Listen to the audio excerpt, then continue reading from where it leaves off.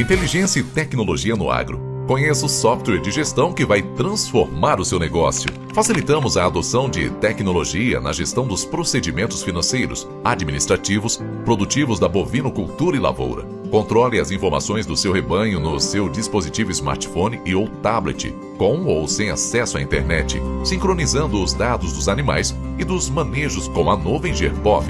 Com a integração do app Gerbov, as balanças de pesagem e bastões de identificação animal, pode-se realizar os manejos de entradas, saídas, transferências, manejos de pesagem e sanitários, nutricionais, reprodutivas e troca de identificação do animal.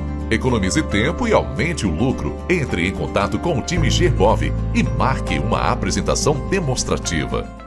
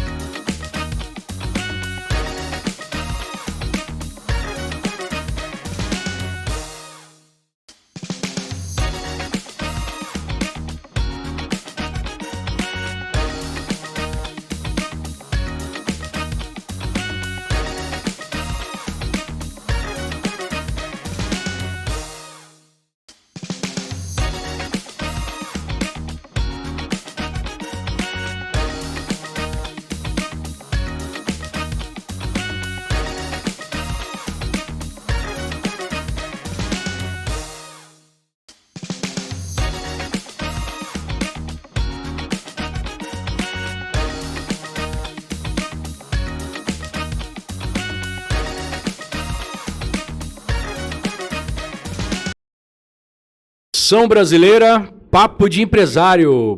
Boa tarde, pessoal. Como que vocês estão? Espero que todos e todas muito bem. Hoje, William, qual será a temática, meu caro amigo? Hoje vamos falar de gestão e sucessão. Eu acho que esse é um dos pontos fortes dos nossos convidados hoje. Os Brunos de hoje vieram para brilhantar o nosso Papo de Empresário. 2 membros do Conselho de Jovens Empresários. A gente fala que o Papo de Empresário é uma oportunidade de abrir o conselho para as pessoas terem o aprendizado que a gente tem lá. E eu tenho certeza que hoje vai ser de muito aprendizado, de muito conhecimento. E como a gente fala, o Papo do Empresário, ele muda negócio. A pessoa assiste o Papo do Empresário, aplica o negócio dela e consegue evoluir o negócio, consegue deixar de fechar. eu acho que é um propósito que a gente tem conseguido realizar episódio após episódio. E se não fosse o nosso mantenedor? O Cicobi Médio Oeste tem apoiado o movimento jovem empresário aqui no estado, então agradecer a eles por terem enxergado o movimento empresarial jovem como o crescimento do estado, como o crescimento da nossa cidade. Essa é uma parceria, Papo de Empresário, etc. comigo. Parte de empreendedorismo somente com ele, o Dom Corleone. William, nosso mestre, nosso fera, nosso coordenador do CJE, Conselho de Jovens Empresários. Da CICG. Vamos agradecendo aos nossos patrocinadores, Ateliê Flávia Mato Grosso, porcelanas finas e personalizadas. Merlone Imóveis, lançamentos imobiliários e consultoria de direcionamento de mercado. Falar com o Diogo e Juliana Merlone. Maria Rita, nutrição esportiva. Entre no protocolo de saúde. Gerbov, software de gestão para propriedades rurais. Sai da planilha Excel e entre para a tecnologia. Pix News, portal de notícias e painéis distribuídos em toda Campo Grande em pontos estratégicos. Pois quem não é visto não é lembrado. E Pistache, o melhor empório de Campo Grande, com 2 lojas maravilhosas, uma na Avenida Hiroshima e outra na Sebastião e Lima. Por favor, tenham a experiência de usufruir, verificar, consumir produtos Pistache, tá certo? Por favor, William, faça as honras da casa. Eu vou apresentar nossos convidados hoje com muita alegria. São 2 pessoas que eu considero bastante e aprendo sempre em cada encontro. Vou começar aqui com o Bruno Solano à minha direita. O Bruno, que é para mim um especialista em gestão, tem trabalhado muito com essa questão da empresa na prática, é um projeto muito interessante de mudança para o empresarial, de entender o que a gestão aplica na prática. Mas conta um pouquinho, Bruno, você montou a contabilidade, estruturou uma contabilidade e quis focar na consultoria, focar em ajudar os empresários além realmente do contábil, além daquela parte de evitar problemas e reduzir custos do empresário. Um adendo, seja bem-vindo. Seja bem-vindo. Primeiramente, obrigado pelo convite, é um prazer estar aqui com pessoas, com o Clóvis, que eu conheço de tempo, você e o William, que sempre foi acolhedor desde o primeiro dia no CJE, né? Então é um prazer estar aqui com o Bruno também, um grande empresário. E antes de falar um pouquinho do projeto Empresa na Prática, da contabilidade, eu vou falar só um pouquinho do antes, né, de montar o escritório. Desde criança, eu gostava muito eu já tinha um pouco dessa veia empreendedora. E meu pai sempre foi meu mentor direto ali, então ele me incentivava bastante, né? Tanto que nos aniversários de criança, eu pedia para os tios, em vez de dar o brinquedo, dar o dinheiro, sabe? Eu guardava meu dinheiro e comprava meu próprio brinquedo. Olha só. Legal. E aí essa história foi crescendo. Meu avô também, a família do meu pai é de empresário. Meu avô também, ele sempre me incentivava, ele veio da pecuária, meu avô, né? Foi vendedor de produtos agropecuários. E ele foi um dos primeiros incentivadores de negócio também. Então, os primeiros negócios que eu fiz na vida foi com meu pai, de comprar ar-condicionado usado e revender. E também comprar 3 novilhas com meu avô e depois, com 15 anos, revender, 10 cabeças, sabe? Legal. Eu fiz esse negócio. E aí, sempre vim dessa veia empreendedora, querendo montar meu negócio. Tinha na cabeça que queria fazer administração. Porque meu pai tinha uma empresa e meu pai sempre me falava, né? Filho, a maior dor que o pai tem não é do peso do martelo, que ele sempre trabalhou com refrigeração, e sim da caneta, de gerenciar pessoas. E aí já me chamou uma atenção, né? Ele falou assim, pode perguntar pro seu tio, pros outros tios, para quem você conhecer de empresário, que a maior dificuldade não é saber a parte técnica, e sim de gerenciar, de treinar pessoas, né? De formar pessoas, de achar pessoas boas. E eu fiquei muito com isso na cabeça. Eu falei assim, cara, eu quero conhecer dessa parte. Vou estudar administração. E aí, só pra ter uma noção, antes eu queria fazer engenharia mecânica para ajudar meu pai na refrigeração. E aí a gente mudou a visão depois que teve essa conversa com meu pai. Legal. Sempre a conversa era numa boa. Nunca meu pai falou assim, você tem que fazer isso ou aquilo, né? Legal. Nem pra mim, nem pra minha irmã, ele falou isso. E aí foi administração, quero administração pra minha vida. Tanto que um dia chegou num churrasco, que tava meu tio, ele falou assim, quanto você gasta de administrador, né? Meu tio falou, não gasto nada. Apesar de precisar e tudo mais, não gasto. E de contabilidade? É obrigado. Meu tio falou, eu sou obrigado. Ele era de uma empresa, meu tio vendia produtos agropecuários, vende, né? Eu sou obrigado. E você? Eu sou obrigado. E você? Eu sou obrigado. Ele falou assim, então por que você não olha por esse lado de contabilidade também, né? E aí eu cheguei na internet e coloquei os 2 cursos, um do lado do outro, de administração e contabilidade. E na época eu já estava me interessando um pouquinho por investimento. sabe, de investimento de ações, e o Warren Buffett, um dos maiores investidores, ele fala que um dos conhecimentos que a gente tinha que ter na escola é o direito e a contabilidade. Se você entende isso, vai ser muito difícil você passar aperto no empresarial. E aí eu falei assim, eu vou para contabilidade. Direito eu não gosto muito. E aí eu falei assim, pai, eu quero fazer contabilidade. Eu vou largar a administração, realmente eu quero fazer contabilidade, porque de cara eu já posso me especializar e depois eu posso voltar para administração. De cara eu já tenho alguns clientes também, né? E foi por oportunidade também. Na verdade, tinha um cliente meu pai, porque meu tio ele não veio no início, né, para mim. E tá tudo legal. bem, isso daí eu não sinto. E ele sempre também conversou comigo de negócio. E aí eu falei, vou para contabilidade, fui para contabilidade. Eu falo que na faculdade foi a primeira vez que eu estudei de verdade mesmo. Assim, de pegar uma matéria e falar, cara, eu não posso vacilar agora, né? Na escola eu não era um péssimo aluno, mas não era o aluno nota A. Na faculdade eu comecei e falei assim, pai, eu vou deixar de trabalhar aqui com você agora no administrativo, vou procurar estágio. E aí comecei minha jornada de estágio, até que eu entrei numa empresa, que na época era uma 5ª maior empresa de auditoria do mundo. Chamava empresa BDO Trevisan. Empresa de auditoria. Lá eu entrei, eu tinha feito já estágios em contabilidade, lá eu entrei e pude perceber o mundo dos negócios. Então lá eu fiz auditoria na Tortuga, fiz auditoria Banco do Brasil, entendeu? Participei de projetos, né, pela empresa. Adquirindo cancha. E lá eu vi que o negócio Era bom. Era muito bom. E lá eu quebrei uma das primeiras crenças minhas, né? Que eu vinha assim, escutava as pessoas, Bruno, nunca tenha sócio. Nunca tenha sócio, é bobagem isso. E nessa empresa onde eu entrei tinha 100 sócios. Caramba. E aí meu pai falou, você vê, né, filho, eu já te falei pra não ter sócio, e como que nessa empresa tem 100? Por causa da organização, sabe? Por causa dos processos, por causa da metodologia. E lá eu aprendi uma coisa que eu falo que é mais valiosa pra gente, uma das coisas pra gente crescer, que é o treinamento, né? Você formar pessoas. Eu falo muito isso hoje no escritório. Se você tem a capacidade de formar pessoas, a sua jornada se torna muito mais fácil. Ela é mais demorada no início, mas a partir do momento que você consegue formar pessoas, formar aquela pessoa que sabe fazer o que você sabe, né? Uhum. É muito mais fácil de você crescer. Não que vai ter sucesso com toda certeza, né? Entrei nessa empresa, eu falei, cara, aqui vai ser um aprendizado muito grande. E eu falei pro meu pai, nessa época de estágio, como você me dá moradia, né, me dá comida, eu vou ficar em aprendizado. Se eu tiver ganhar uma bolsa de estágio baixa e tiver aprendizado, eu quero. Nessa empresa eu tive isso.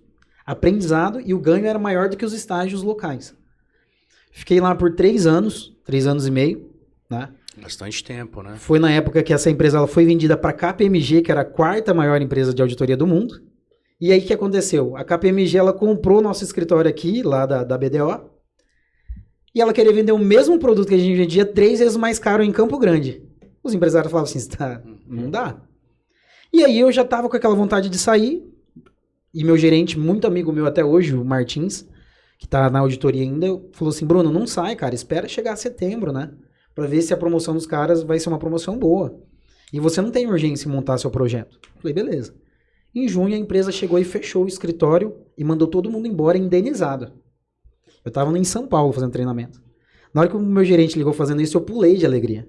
Aí os caras falaram, o que foi? Eu falei, fui mandado embora. O pessoal falou, mas por que você está feliz, né? Eu falei, porque agora vai ser o pontapé para montar meu escritório. E daí surgiu o escritório. Legal. Com 22 anos eu montei o escritório de contabilidade, 23 anos. Eu já queria, desde aquela época, vir com uma pegada de consultoria. Ajudar o empresário nessa gestão, né?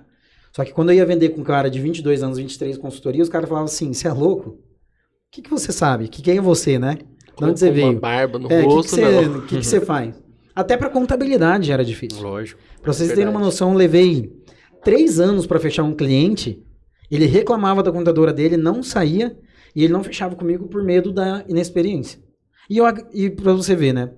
Eu acredito sempre nesse negócio do propósito. Tudo tem um momento certo, sabe? Exato. Se eu tivesse pego essa empresa lá atrás, talvez eu teria me queimado mais cedo, entendeu? Tipo, talvez não daria conta realmente pelo volume.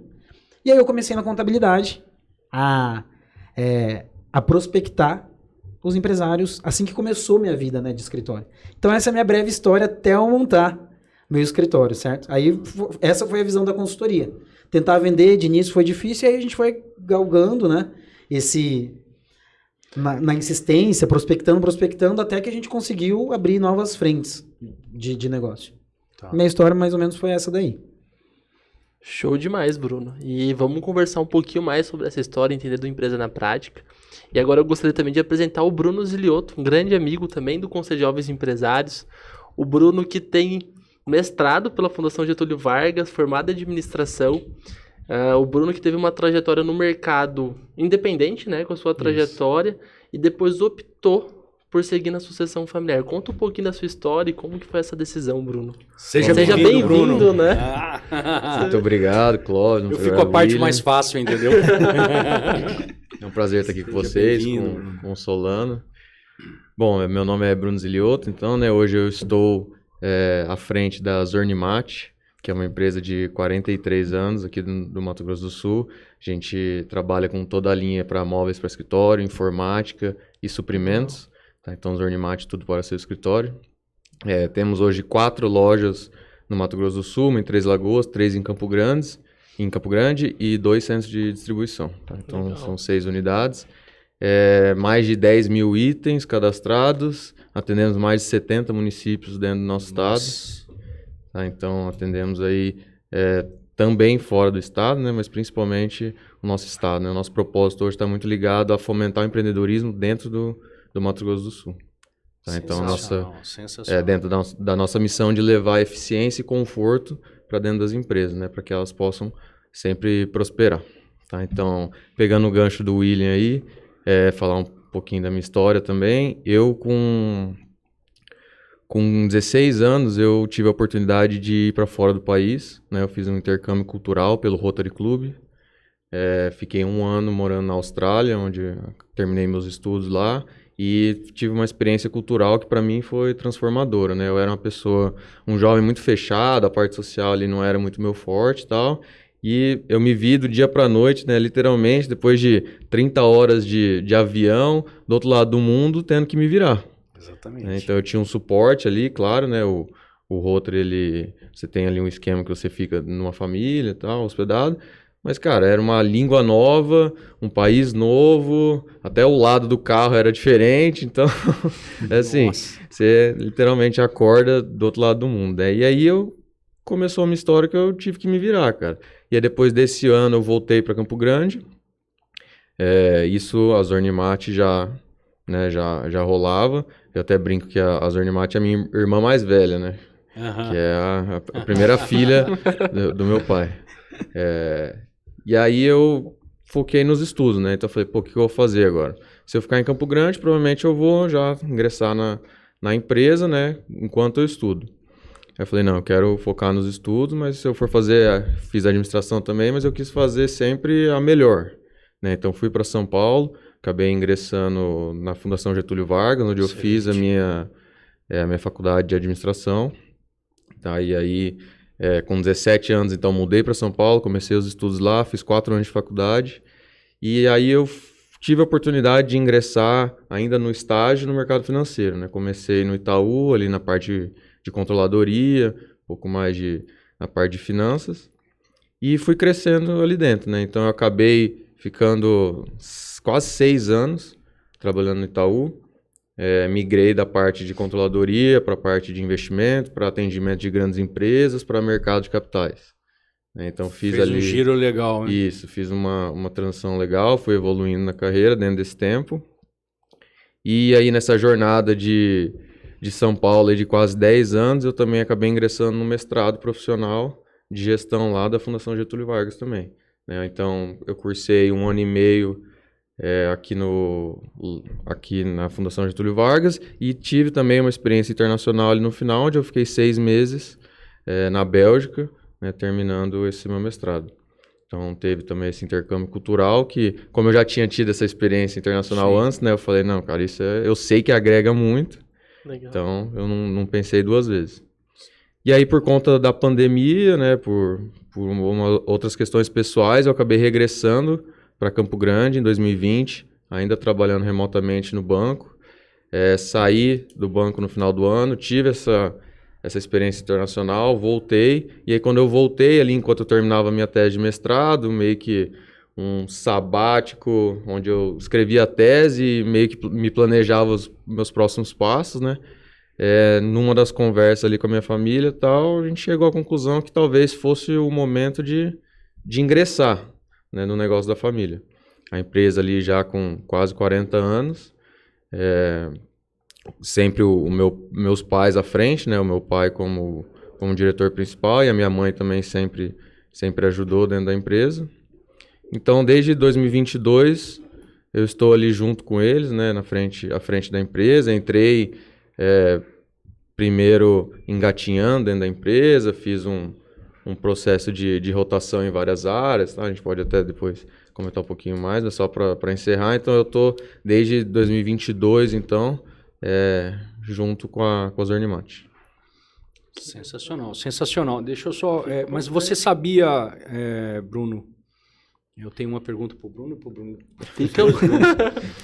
Que você um dia chegar um momento de você entrar na operação, na gestão, você já sabia, você juntamente com a sua família, ou não? Foi junto daquele fato ali da pandemia, aí você vir para cá, como que foi isso, mais ou menos? Assim, Clóvis, é engraçado que essa é uma pergunta que várias pessoas me fazem, né? Eu acho que assim, desde quando eu fui para São Paulo para estudar, eu sempre tive a noção de que um dia eu ia ter que participar. Não sei se eu ia assumir ou quando que seria, entendeu? Legal. Ou, não sei, numa futura venda, talvez, que tivesse que acontecer. Mas eu sempre soube que um dia eu tinha que estar preparado, porque eu ia ter que interferir de uma maneira, entendeu? E aí, talvez eu ainda não fosse, por livre e espontânea vontade, voltar para entrar na empresa da família naquele momento. Mas a pandemia meio que acelerou as coisas e a gente chegou no consenso de que sim, eu já estaria pronto, né? Porque acho que isso é importante. No sentido de já fiz a minha preparação, já tive uma experiência fora, fiz meus estudos, eu já participei do mercado dos negócios, né? Como o Bruno falou, ali de uma grande empresa. Então já tive o exemplo de uma gestão profissional. Importantíssimo, né? Então, para poder trazer um pouco dessa experiência para dentro também. Então, assim, eu sempre tive essa pulga atrás da orelha do tipo, um dia eu vou ter que voltar, nem que seja para resolver alguma pendência, entendeu? Mas eu não sabia nem quando, nem como. Mas seus pais também tinham como que é? A adjetivação que fala? A expectativa, né? Expectativa, mas sim. Eu queria fazer uma palavra mais bonita, aí não saiu direito. Sempre teve, né? Quando que vai assumir, quando que vai vir para a empresa, né? Os familiares, o pessoal de fora, sempre teve essas perguntas. Só que assim, meus pais, eles sempre falaram que eles tinham desejo sim, que eu participasse, legal, mas sempre me deixaram livre. Falaram, não, cara, segue a sua jornada, entendeu? Faz o que você acha que você precisa fazer. Legal. Porque eu sempre tive um medo, entre aspas, assim, de ter aquele estigma do, é o filho do dono, sabe? Tipo assim, o cara sentou lá na cadeirinha, tá no piloto automático, nunca fez nada. Não, eu sempre tive pavor disso, cara. Isso é um negócio que eu sempre fugi, entendeu? Então eu fui, tracei a minha jornada, construí a minha carreira, aí chegou um certo ponto que eu falei, não, agora, né, eu vou dar um passo para trás, vou focar na família, em outros aspectos, e aí isso culminou também em entrar na empresa da família. Legal, legal. E esse é um ponto importante da sucessão, que esse estigma do filho do dono, né? Sim, eu acho que todo sucessor um pouco enfrenta isso, né? Porque a gente tem uma sombra grande, uma história construída, e ao mesmo tempo a gente tem que construir um legado, né? A gente tem que continuar seguindo essa história. Eu acho muito interessante isso que eu tive essa experiência de sucessão, a gente tem um pouco disso, né? De ser o filho do dono. A gente chega... Por mais que a gente tenha o pessoal não vê, mas a gente passa por todas as partes do negócio, a gente realmente de assumir alguma frente de liderança, sim, mas sempre tem aquele negócio, ele tá ali porque é o filho do dono, então essa importância dessa construção, e eu compartilho dessa experiência do Bruno e dos Brunos, de ter trabalhado numa empresa grande, porque eu também segui a mesma trajetória. Eu comecei a trabalhar na empresa desde pequeno, mas eu acho que o sucessor tem aquela fuga da realidade, né? Então eu fugi para trabalhar na Cargill, fui embora, trabalhei em Ponta Grossa, mudei para Paraná. Baita de uma empresa também. Mas, e aquele aprendizado, mais a vocação chama, né? Quando sim, a gente vê o negócio familiar, a estrutura. Isso é muito interessante da palavra do Bruno. A jornada é construída antes, né? A gente constrói a jornada de aprendizado, por mais que participando ou não da empresa, mas a jornada acontece, para quando a gente chegar na empresa, a gente conseguir enfrentar os desafios. Os desafios da equipe, que você vai ter que comandar a partir de hoje, os desafios do gestor atual, que geralmente é o pai, a família, e que tem visão diferente.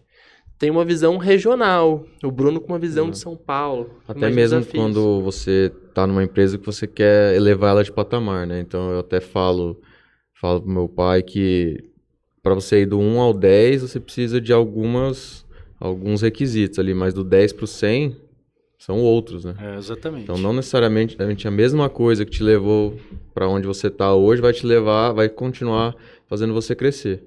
Então acho que essa questão de trazer a experiência de outras empresas, de empresas maiores, tal, isso conta muito. E os maiores cases de sucesso de sucessão hoje falam muito disso, né? A pessoa primeiro vai, estuda, participa de outras empresas para trazer toda aquela bagagem para dentro da empresa da família. Não, e essa jornada ela é muito importante, que também tem uma outra visão do negócio, né?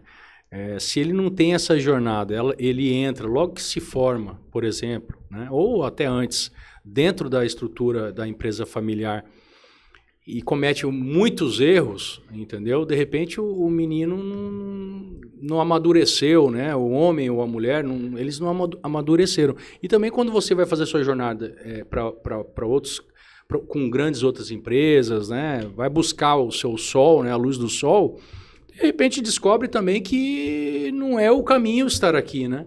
Existe também muito disso, né? Existe também. Que foi o caso, por exemplo, do Solano, né? Que construiu uma outra carreira. Exatamente. E assim, você sabe que até compartilhar com vocês, eu tive 2 experiências. O primeiro de um cliente meu, que ele tinha uma fazenda, ele falava o seguinte, que para ele pagava muito pro filho e o filho sempre achava que pagava pouco. Então o sucessor sempre recebe menos e o pai sempre acha que é muito familiar. Então ele falava, mas o meu objetivo é que ele vá embora mesmo, que ele vá trabalhar em outros negócios. Então tem um pouco disso, dessa experiência de ir embora, de trabalhar, de ter essa experiência. Importantíssimo, né? E é um ponto até que o Bruno trouxe, essa experiência de ver a oportunidade de negócio e montar o seu próprio negócio, conduzir a sua própria história. Eu acho que esse é um ponto interessante, né, Bruno? Em algum momento você pensou em voltar para a refrigeração também? Na verdade, não. Na verdade, assim, o que brilhava meu negócio desde criança sempre foi essa parte de gestão, sabe? Negócios. Então, meu pai falou assim, filho, você quer entrar comigo, né? Até volto a falar, você quer entrar comigo só para me ajudar na administração? É melhor você montar seu escritório e me ajudar com isso. Porque você gosta de mexer com ar-condicionado? Eu falei, não, pai, eu gosto dessa parte de negócios, né? Então, em nenhum momento, e foi super tranquilo do meu pai, essa conversa, falar, então, segue seu caminho e eu te apoio totalmente, que eu acho que é um grande desafio, entendeu? É um grande desafio para os empresários. Então, assim, não me arrependo em nenhum momento, né? E aí, inclusive, quando eu montei o escritório, como ele foi meu primeiro cliente, eu montei dentro da empresa dele e foi momentos muito bons, né? Eu ajudava ele na contabilidade, então ele teve um atendimento ali próximo, certo? E foi muito bom, então não me arrependo, não. Ele não precisava ligar pro contador, né? Era só ir na sala. A minha mãe que agradecia, né? Falou, nossa, filho, tá muito bom desse jeito, sabe? Ficar aqui do lado. Eu vou falar uma coisa para você. Você iniciar com 22 anos, a parte contábil também, mas a consultoria em si, né? Que é algo que tem uma mística, né? Por detrás, você novo, você tocar, não é brincadeira, né? Você deve ter escutado alguns nãos, ou falar assim, não é o momento, contar um pouquinho de alguns casos. Com toda certeza. Consultoria. Quem mais acreditou em mim foi um amigo meu, né, que era da mesma idade que a minha, então ele já conhecia, ele não tinha essa crença do mais antigo, né? Como que eu vou contratar um cara mais novo do que eu para me dar conselho? Que entra um pouco na sucessão, né? Sim, que o pai fala assim, você tá doido? Como que um guri vai entrar aqui e não tô falando de você, mas assim, geralmente. E essa foi a minha maior dificuldade. Então quem acreditou em mim? Aquelas pessoas que já me conheciam mais próximo. Então o cara falou assim, Bruno, eu quero, me ajuda aqui. Só que eu vendia, e tá tudo bem, eu vendia a preço de banana, né, no início. Então assim, pra ter o conhecimento. Mas foi uma das minhas maiores dificuldades, foi o cara acreditar. E falar assim, mas como que você vai fazer? Por mais que eu tinha uma experiência na parte de gestão e operacional, a minha parte de estruturação de venda era muito precária. Então eu não tinha uma proposta estruturada para mostrar como que ia ser a consultoria do A ao Z, entendeu? E isso não passava também. Como que eu posso falar? Não passava confiança. Então foi um processo totalmente de aprendizado. Fui vendendo aos poucos, fui pegando empresa pequena, eu fui entendendo qual que era o meu cliente ideal, porque por mais que seja uma coisa que eu não via, eu imaginava que todos eram meus clientes. Mas o cara que está iniciando, ele não é um cliente de consultoria, sabe por quê? Porque o cara que está iniciando, ele só pensa na sobrevivência. Ele só quer saber assim, como que eu vou vender mais? Não importa se o produto dele é ruim ou não. Entendeu? Não importa. Ele só pensa na sobrevivência. E eu tentava vender para esse cara. Só para você ter uma noção, eu tentava vender consultoria na época, sei lá, R$2.000 uma consultoria. O cara fala, você é louco? É muito caro. Até um momento que eu falei assim, cara, eu vou subir o ticket para 10 vezes, 5 vezes e vou em outro cliente. O cara fala assim, nossa, mas esse valor não tá meio baixo? Pro cliente que tinha interesse. E eu comecei a perceber. O cliente que tinha interesse de consultoria, que era o meu potencial cliente, era aquele cliente que não precisava mais validar seu produto. Porque ele já passou. Sabe? Falando no software de gestão, qual que é a maior dúvida dos clientes, dificuldade dos clientes hoje que vem me procurar? É o seguinte, Bruno, meu negócio já é validado, só que eu quero enxergar meus números. Eu não consigo enxergar. E eu falo com as pessoas, parece que eu tô falando chinês, entendeu? Falo com o cara, eu contrato um cara que ele veio e me apresentou um currículo bonitão de finanças, mas ele não entende nada, cara. E aí eu comecei a falar, então eu entendi qual que é o cliente que eu preciso ir. E aí eu comecei a mudar até que a gente conseguiu um case que eu falo que é um dos maiores sucessos nossos, né? Independente. Então essa foi uma das minhas maiores dificuldades. Acertar quem era meu cliente ideal. Porque eu vendia para todo mundo. Eu pensava que todo mundo era meu cliente. E às vezes eu fechei até a consultoria inicial no cara da sobrevivência. Sim. Só que o risco era muito maior. Porque se eu errasse, o cara falava assim, você tá louco? Eu preciso crescer, senão eu vou morrer. Você entendeu? E o cara que tá já mais estruturado, ele já não pensa assim. Ele sabe que ele não vai me contratar e que a empresa dele vai aumentar 10 vezes o faturamento. Ele não acredita no milagre, né? Isso. E aí eu falei, tá, agora começou a fazer o sentido. Mas isso levou uns 5 anos pra eu... Mas isso você descobriu na sua jornada em qual cliente que você tinha que gastar sua energia. Sim, primeiro eu comecei a gastar direcionar a energia. Como eu só tinha meu pai de cliente, né? Contabilidade, escritório de contabilidade, ele tem um pico geralmente no fechamento de folha e no fechamento dos impostos das notas fiscais. Fazer esse fechamento tinha tempo livre. Sem brincadeira. Primeiro eu falei assim, no meio dos meus amigos, quem que tem empresa? Eu abri o Facebook, que na época o Facebook era mais forte, abri o Facebook e falei, quem que tem empresa? Esse. Eu vou mandar mensagem para todos, prospectar. Fala, fulano, tudo bem? Que é o Bruno, ó, agora eu tô com o escritório de contabilidade, se você precisar de alguma coisa, queria tomar um café com você. Não. Legal. Algum fechou? Desses daí, aí tinha um amigo meu, que esse que demorou 3 anos, fechou depois de 3 anos. Tem uma frase que eu acho muito legal, que é mais fácil clientes virarem amigos do que amigos virarem clientes. Com toda certeza. E eu percebi isso no restaurante. Quando eu abri o restaurante, tinham muitos amigos, e hoje a maioria que hoje frequenta o restaurante são clientes que viraram amigos. Os amigos em si vão menos do que os clientes que viram amigos depois, assim. E um gancho nisso daí, meu pai, ele foi muito claro comigo sobre isso. Ele falou, filho, você não vai montar a sua empresa pensando que seus amigos têm que te ajudar. Você esquece isso, tá? Porque ele falou assim, você não sabe se o cara se ele é o perfil do seu produto ou serviço, né? Então esquece. E tá tudo bem também, porque faz parte, né? Isso, e outra, o cara não é seu amigo, isso aqui. Meu tio, ele não veio. Irmão. Ele não trouxe a empresa dele pra mim, o irmão do meu pai. E nem por isso a gente nunca brigou. Nem meu pai ficou chateado com ele, nada. Foi super profissional. Então meu pai não era daquele cara que falava assim, eu vou te indicar aqui pro meu amigo, pra você fechar. Ele meio que falou assim, se vira, sabe? E um se vira que eu agradeço até hoje, nunca fiquei assim com remorso. Meu pai virou. Não, achei super certo. Então esse foi um dos maiores pontos, né, de dificuldade da consultoria de crescer. Esse foi um dos maiores dificuldades.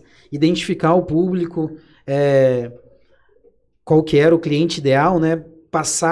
Eu chegava, mesmo indo em cliente assim, eu ia em clientes grandes, de nome. Eu falava assim, dane-se que o cara vai achar que eu sou moleque, mas pelo menos eu vou plantar, né? Então foi a época que eu comecei a prospectar, gastava sola de sapato mesmo. Vou tomar um café, vou aí tomar um café. E para você ver, a prospecção de contabilidade e tanto de consultoria, ela não é um produto que você fecha em um mês. Geralmente a contabilidade a gente leva um período para fechar de 6 meses, entendeu? De 6 meses a 1 ano para você fechar. Um cara que já tem contabilidade está estabelecido. Agora um cara que vai abrir empresa do zero, geralmente você fecha no ato, entendeu? Mas um cara que tem, por exemplo, se eu chegar no Bruno hoje, não sei se ele tem contabilidade interna ou terceirizada, mas se eu for prospectar ele como cliente de contabilidade, pode ser certeza que vai levar um prazo muito grande, entendeu? Porque o cara fala assim, putz, mas eu tô tanto tempo, minha estrutura é mais complexa, entendeu? E ele vai criando um relacionamento. Porque contabilidade não é igual um produto de prateleira. Sim. Apesar de ser muito fácil hoje a gente transferir, não é um produto. É de muita confiança, né? Então, assim, leva-se muito tempo. E uma coisa é você não estar 100% satisfeito com o serviço. Outra coisa é você saber que o básico está sendo feito, pelo menos, entendeu? Então, o risco da mudança, às vezes, é muito grande. E a gente passou por isso lá no Zornimat recentemente, que a gente mudou de escritório. Não porque o escritório antigo não estava atendendo, mas porque a gente queria uma coisa diferente, uma coisa mais moderna, uma coisa mais consultiva, como o Bruno falou, entendeu? Então, assim, a gente fez algumas rodadas de conversa, negociação para conhecer o escritório, para saber como é que funcionava, antes de tomar a decisão mesmo. Porque se o básico está sendo bem feito ali, às vezes isso você não tem a garantia de que no outro vai ser. Apesar de que você pesquisa tudo, né? Tem questão da confiança. Então, assim, o risco de algumas transições desse tipo são muito altos. Isso que vocês falaram dos amigos e de se tornarem clientes, né? Também tem essa questão do risco, né? Porque dependendo do ramo de negócio que você tá, que nem o Bruno, se o amigo dele contrata ele e ele não corresponde, cara, pode ser que essa amizade acabe ali também. Acaba a amizade. Entendeu? Com toda certeza. Mas isso não quer dizer que o amigo dele não vai indicar ele para alguém. Então, você não fechar com seu amigo, não necessariamente quer dizer que você não apoia ele, né? Mas eu acho que às vezes tem... saber separar as coisas também. Né? Fazer negócio com amigo vem um kit junto, né? Sim. Sempre tem um kit, né? Agora... É a mesma coisa que fazer negócio com a família, por exemplo. Exatamente. Tem um Kinder Ovo, vai vir uma surpresa. Rezemos e oremos, né? Que sejam boas surpresas. A diferença é que com a família você não consegue se livrar tão fácil. Não é fácil isso, é verdade. E esse é um ponto que o Bruno trouxe que é verdade. O negócio com amigo é isso, né? Tem um risco. Ainda mais um negócio como contabilidade, marketing, que é um negócio de confiança, né? Consultoria. Se você perde uma amizade. E outra, é uma coisa que o risco é alto também, né? Quando a gente fala de empresa, é a vida do cara, é a economia dele, é tudo aquele pacote que vem junto de preocupações. E o que o Bruno trouxe hoje, na verdade os dois trouxeram, de entender quem que é o seu cliente, eu acho um ponto muito importante. Porque às vezes as pessoas erram por não saber. Eu acho que o Bruno deve ter pegado muito na consultoria, e eu não sei se você, às vezes, quando conversa com o vendedor, vê isso também. Quem que é o nosso cliente? Todo mundo que compra. Essa frase eu já ouvi de todos os empresários, não todos, que os mais modernos já perceberam que não é esse o jogo, mas o empresário fala, todo mundo que paga é meu cliente.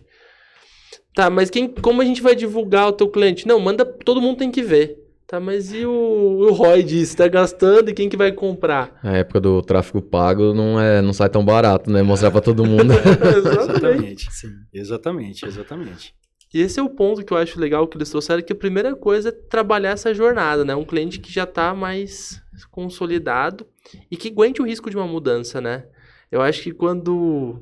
Até trazer uma frase que o Bruno falou, dependendo do cliente você fala, e fala, não, tá barato. Eu acho que a pior coisa é você fazer uma proposta e a pessoa aceitar rápido, né? E falar, nossa, tá barato. Você fala, nossa, fui um burro, né? Paguei barato, cobrei pouco. Lá na empresa a gente brinca que até desconfia, né? Quando o cara pede algum produto com valor agregado muito alto, aí você passa o preço... Não, beleza, fazer aqui à vista e tal, passa o Pix, a gente, opa, peraí. Não vai ter nenhuma negociação? Tá meio esquisito, né? Não, eu vou aí buscar, eu passo um cartão. Não, peraí, né? Inclusive já fugimos de alguns golpes por causa disso, então tem que estar sempre atento. Com certeza. Eu queria Fica à vontade do assunto, porque eu acho que ambos mercados, né, são... tocados com essa temática, né? Carga tributária, reforma tributária. Cada um desse uma opinião em relação a essa possível reforma tributária para o seu segmento e para a sua gestão, né? Para a sua consultoria. Por favor. Posso começar? Pode. A reforma tributária, no cerne dela ali, ela parece ser bonita, porque vai simplificar a tributação, e aí nós, como empresários, o Bruno deve passar por isso hoje. Esse produto tem esse benefício, esse não tem de papelaria, e assim por diante. ela vem com esse intuito de acabar isso daí. Então, no papel, isso vai ser bonito pra gente. O restaurante, a isenção da carne, não sei o que, não sei, vai acabar. Então, vai ser uma tributação meio que um IVA, que era para ser isso, mas não vai ser. Já separaram ali uns 2, 3, certo? O que não vai acontecer? Economia de bate-pronto, ele não vai existir, economia. Não vai existir. Explica um pouquinho mais sobre esse bate-pronto. Por que não vai existir? Hoje, os governos, para fazer o seu orçamento, eles já têm eles fazem o orçamento através da despesa. Eles já têm isso definido. Então, eles não podem correr o risco de entrar com uma nova tributação, né, mais simplificada e cortar na metade a arrecadação. Que poderia com alguns setores acontecer isso. Então, até mesmo para isso não acontecer e também para o empresário não sofrer impacto, a partir de 2026, se eu não me engano, eles vão começar com já uma degustação. Então, um tributo que eu vou chutar, não lembro a alíquota aqui agora, um dos IVAs lá, que seria 15%, ele vai começar com 0,001% do faturamento. Para ver como que vai ser essa aderência. Entendeu? É um laboratório, assim. Isso. Mas o governo também, para não só tirar do empresário, porque é uma lógica, se o governo ele aumenta demais os impostos, eu vou aumentar minha arrecadação, só que ele quebra o empresário e diminui a arrecadação, né? Então fica uma complexidade muito grande. Para ele, na hora que ele colocar em prática, para isso não acontecer e sangrar demais uma área, alguma das áreas, o que ele vai fazer? Se eu atingir o teto de arrecadação nesse tributo, que era o que eu recebia antes, eu passo a não cobrar mais vocês. Vai ser tipo assim o mecanismo, entendeu? Então, na hora que ele emplacar de vez a nova legislação tributária, vamos cobrar agora. Se ele começar a atingir, ele vai ter um mecanismo para parar de cobrar caro dos empresários e estancar. Tá? Isso é uma das também, o que colocou no projeto lá, da reforma tributária. Você acredita nisso? Já está, né? Isso daí já está lá na reforma. Mas o que vai ser o ponto maior? Que vão ter áreas que vão ser prejudicadas. É igual aquela história lá que vai ser tributado o aluguel. Se for tributado o aluguel, o que vai acontecer? O dono do imóvel ele vai fazer o quê? Fulano, agora vai ser tributado o aluguel, eu vou te cobrar mais. O cara que alugava não vai ter talvez dinheiro, aquela velha história que eu contei. Aumento do outro, o outro não vai ter dinheiro, quebra todo mundo, ninguém arrecada. Então, eu acho que o maior desafio, como quer passar a cobrar um imposto meio que igual para todo mundo, né, ali nos setores, o maior desafio vai ser esse equilíbrio. Porque o governo tem o seu orçamento de impostos e cada estado tem o seu independente. E nenhum estado vai querer falar assim, agora eu vou querer perder. Sempre foi essa briga nos tributos, sempre essa foi a maior briga. O ICMS, para reduzir o ICMS, por que não acontece? Porque às vezes o ICMS... E não denegrindo o nosso estado ou outro, mas assim, o MT não quer fazer e o MS também não, então não vamos fazer um acordo geral, entendeu? Porque hoje tem um acordo geral dos estados também. Não vou entrar na parte técnica, mas assim, mais ou menos funciona isso. Então, no geral, vai simplificar a vida dos empresários no custo, certo? Mas tem muita água debaixo dessa ponte ainda para rolar. Muita. E é tudo expectativa. Então, em 2026, 2026, a gente vai começar uma degustação ali do que vai ser, não vai ter tanto impacto, para eles começarem a ajustar, mas assim, é um caminho sem volta. Não tem mais como cancelar. Isso daí vai acontecer. Só que nesse meio do caminho eles vão ajustando, entendeu? Só para falar, um dos maiores impactos que a gente teve na nossa tributação foi o ICMS substituição tributária. Sim. Que antes era ICMS normal, e o Estado ele criou esse mecanismo para garantir Antes tinha o garantido, né? E veio o ST para fazer isso. O ST prejudicou muito os comércios. Inclusive do meu pai na refrigeração. O pequeno acabou. Porque ele não tinha mais como comprar uma mercadoria e já pagar o ICMS. Entendeu? Muitas vezes não sabia nem como apurar. Isso. Né? Então, assim, foi um impacto muito grande, mas não volta mais atrás do ICMS. Foi a melhor coisa que existiu para os estados. Quando surgiu o ST, eu conversei com um fiscal... A arrecadação efetiva do Estado, vamos chutar que era uns 60% antes, aumentou para uns 80%. Então eles estavam perdendo em sonegação uns 20% só, entendeu? 15% mais ou menos. Nossa. Isso daqui não é dado, mas assim, só para você ter uma noção. O ST veio muito para ajudar. O IVA, teoricamente, ele vai ajudar também a arrecadação, a simplificar a arrecadação de todos. Então é um caminho sem volta. quem que sempre paga a conta? Somos nós. Isso é fato. Não vai chegar pra gente e falar assim, Bruno, pra você ir pro seu mercado, ou William, lá pro restaurante vai ficar muito melhor. Mentira. Eu não acredito nisso. Vai ficar ou igual ou pior. Entendeu? Onde que a gente pode ganhar nesse ficar ou igual? Na simplificação de imposto, de apuração. Porque hoje o William, ele tem que saber a tributação do vinho, da água é outra coisa, da carne é outra coisa, entendeu? Se juntar todo mundo, ver o que perde ou não, e assim por diante. É diferente. O Bruno tem que separar, na hora que ele vai cadastrar os móveis, ele tem que cadastrar os móveis de uma forma, papelaria de outra, assim por diante. Informática tem outro benefício, e assim por diante. Tem 1 milhão de coisas. Supermercado piorou. Então, assim, a complexidade hoje já é difícil por empresário tomar a decisão do lucro ali, saber o que está lucrando. Mas tudo essas coisas é muita informação. Então, simplificando, se a gente perder, né, na tributação, na arrecadação, ou ficar igual, o que a gente pode ganhar é nessa simplificação de imposto. Entendeu? Mas, é aquilo que eu te falo, o lado fraco é o empresário. Só que eu não acredito que eles vão pegar e já chegar falando assim, a partir de hoje vai ficar 3 vezes mais caro para você. Porque se eles fizerem isso... Vai ser gradativo. Se eles fizerem isso, eles quebram também. Entendeu? Eles quebram, porque para a arrecadação. Não adianta eles falarem assim, vou aumentar do nada 10% pro restaurante. Ou vou aumentar 10% pro móveis. Não adianta. Ou vou aumentar 10%, 15% do aluguel. Não adianta. Então, assim, o que eu acredito que não vai ser essa loucura para cima. Mas, no mínimo, a gente vai empatar. E se a gente empatar, a gente vai ganhar na simplificação desse imposto. Mas vai acabar virando jeito que tá, essas anomalias tributárias de incentivo, porque tem que ter mágica. Como que você vai... Mas no projeto vai acabar com os incentivos dos estados, né? Eu acho que esse é um grande prejuízo da reforma, que é acabar com os incentivos. Então, por exemplo, os estados... Como que eu vou captar, né? Nós vamos captar, o empresário vai captar, vai montar uma grande indústria, alguma...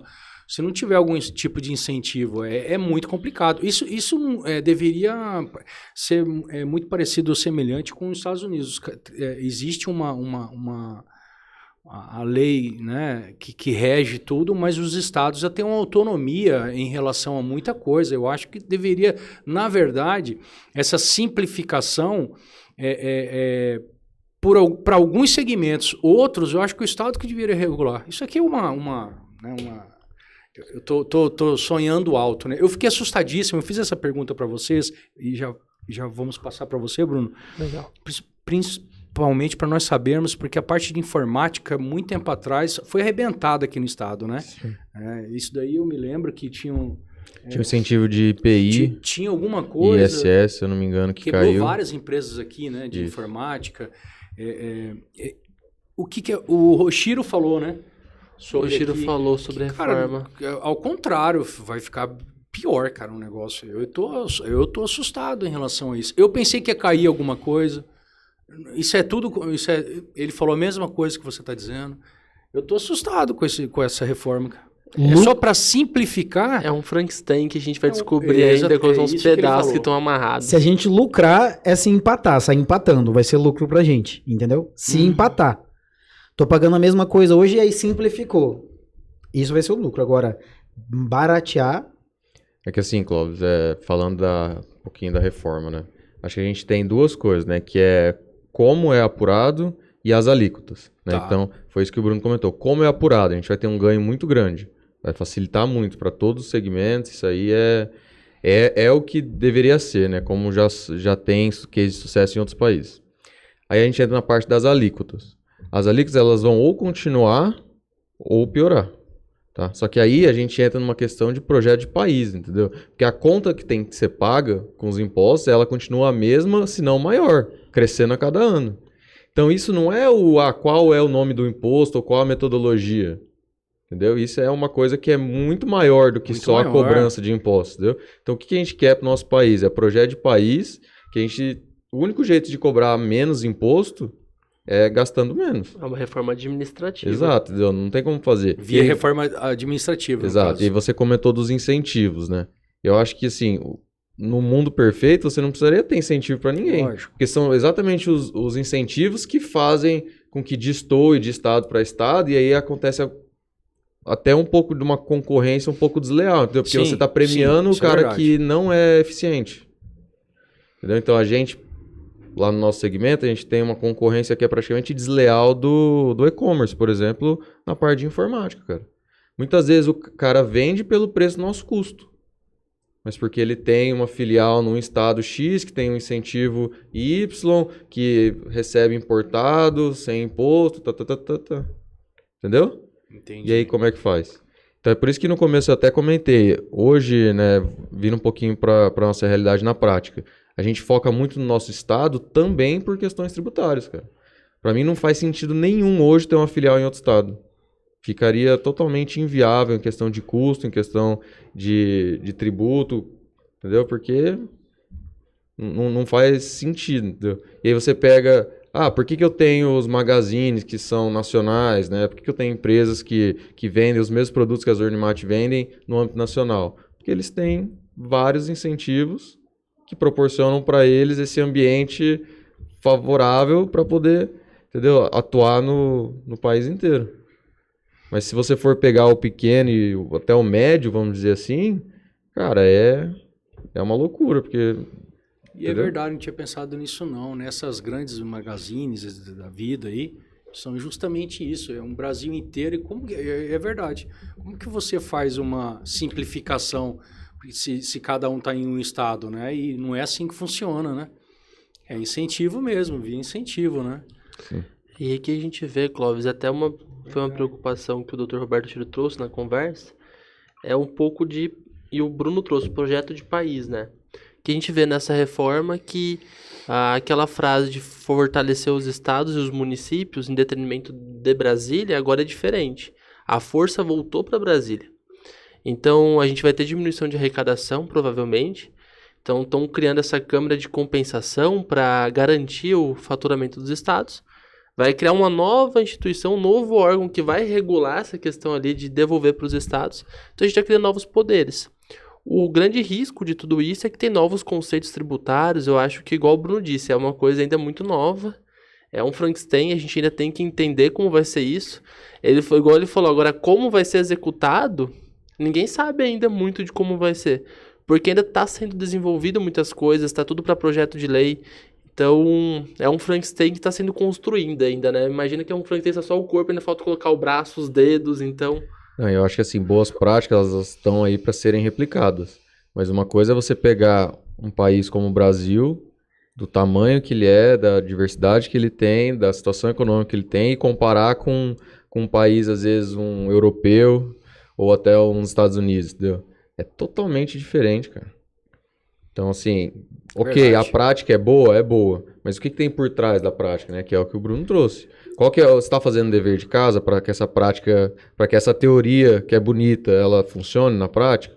A aplicabilidade é diferente. Né? Bruno, até eu queria puxar um gancho, mas quem veio com a reforma foi construído na FGV. A grande parte dos idealizadores vieram das universidades.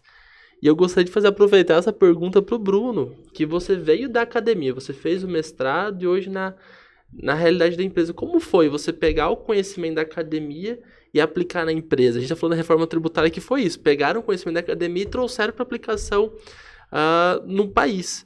A diferença é que dessa vez não houve tanto debate dessa aplicação, Sim. Foi meio top-down. E como que foi? Você saiu da academia, esse conhecimento de gestão apurado, esse conhecimento técnico em gestão, como que foi aplicar isso no negócio, na prática, numa realidade regional? Cara, uma coisa que eu sempre digo é que assim, a faculdade, e aí eu tô falando da que eu participei, né? Mas acho que pode se dizer que se estende aí até na maioria das faculdades de administração hoje. Elas te preparam para se tornar um executivo. Não necessariamente um empreendedor ou um empresário, entendeu? Então, hoje, dos conceitos que eu preciso no meu dia a dia, a maioria deles eu aprendi na prática, entendeu? Então, assim, conceitos de contabilidade, de direito empresarial, de finanças corporativas, isso tudo, óbvio que a faculdade trouxe uma base ali que é imprescindível, né?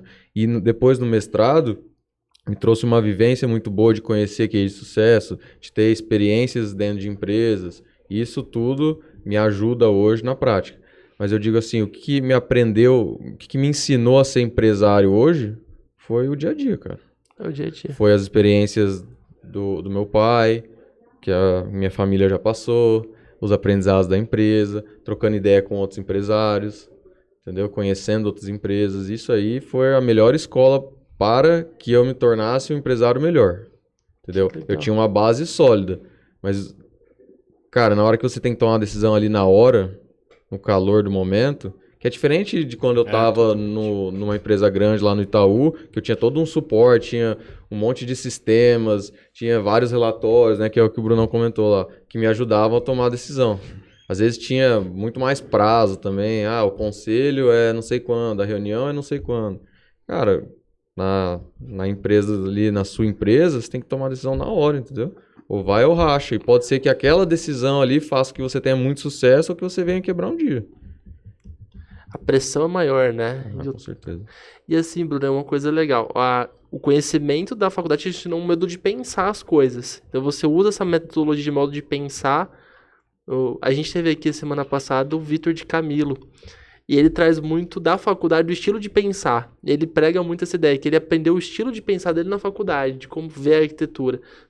Foi mais ou menos assim também, na FGV? O estilo de pensar hoje de base, e você foi aplicando nos negócios com esses conhecimentos novos? Sim, acho que é mais ou menos nesse caminho. Ele me deu uma base muito boa e me deu a oportunidade de conhecer como as coisas funcionam na prática, em outras grandes empresas. Então, como seria o ideal, que é o que a gente estava falando um pouquinho da parte tributária, né? Então, assim, as boas práticas, eu tive a exposição para elas, eu tive essa base, mas aí quando você vai aplicar, né, a minha empresa ela não está pronta para receber questões de, às vezes, de governança, de ESG, esse tipo de coisa que grandes empresas estão prontas, entendeu? Então não adianta só chegar lá com o conceito, a gente vai, a partir de hoje, vai fazer isso. Tá, mas e aí? Como é que bota isso em prática? O que isso traz de resultado? As pessoas estão compradas com isso? Elas acreditam nisso? Entendeu? Porque senão vai ser só mais uma ideia, vai ser só mais uma coisa que você está vendendo ali que, na verdade, na prática não funciona. Entendeu? É o que o Bruno traz, né? Empresa na prática, né? Sim. Muito... Ele falando nessa da experiência da vivência. Apesar de ter trabalhado também numa empresa grande, muito da experiência do dia a dia me agregou na minha carreira profissional.